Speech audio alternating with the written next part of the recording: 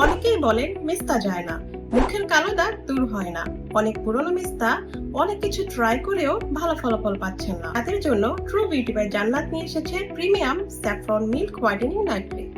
মাত্র 7 দিন ব্যবহারে নিজেকে আবিষ্কার করুন নতুন ভাবে। মেস্তা ও দাগমুক্ত উজ্জ্বল ত্বক।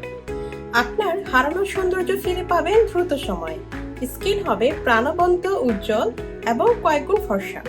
নাইট ক্রিমটি অর্গানিক, তাই কোনো সাইড ইফেক্ট নেই।